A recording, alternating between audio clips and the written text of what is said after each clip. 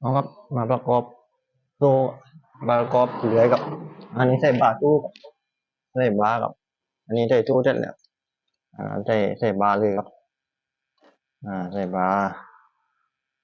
เนี่ยจะใส่ในโรงครับใส่ในโรงได้แล้วครับ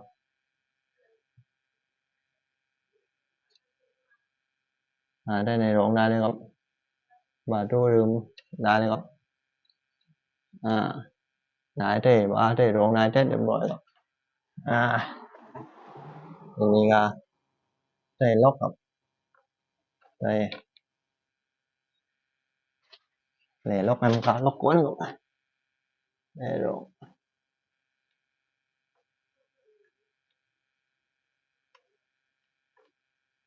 เข้าแล้วครับเลยก็ทีนี้ก็ได้แล้วหัวนอนมาใส่ครับ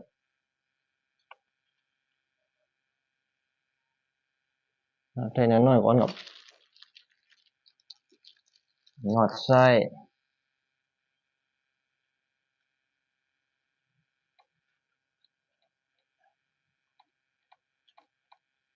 ใส่เลยนี่ก็ได้ก่อนอันนี้ก็รับตู้กับใส่ไว้นมนี่ก่อนนะครบไปก่อนรับตู้รับตู้ประมาณนี้ครับอ่านี่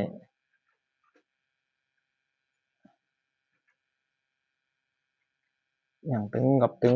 หลายวิดกับหลายวิดอ่าอ่าประมาณนี้ครับนี่ก็กันนวดเลยกับกันนวดกันครบโบก่อนกับอันเช็คเลยก่อน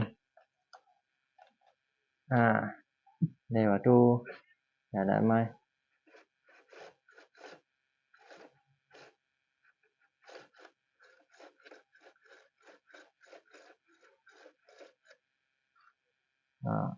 นี่ยังก็ไม่เรียนตีกับนี่กัน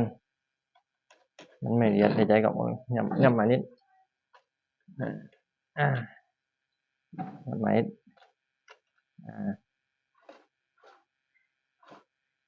นะครับประมาณนี้ครับประกอบเห็ดเสร็จเลยครับอันนี้กันแน่นๆครับแน่นเลยครับกันแน่นเช็คเลยก่อนนะกันแน่นแล้วไหมเดี๋ยวเช็คเลยข้างหลังว่ามันติดได้มั้งไหมเอาเหรียญไม่เหรียญ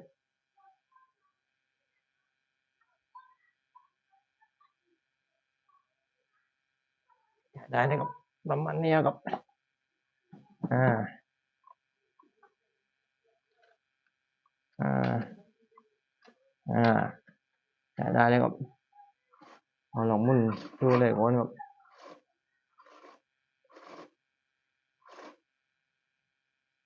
ได้ครับไงตึงเร่งครับประมาณนี้เลยครับ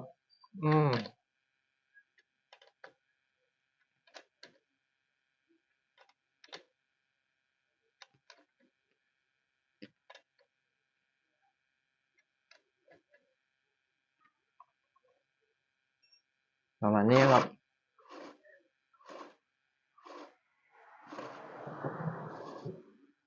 ได้ครับประมาณนี้เลยครับเนี่ยครับยังเหลือประกอบเสร็จเลยครับประมาณนี้เลย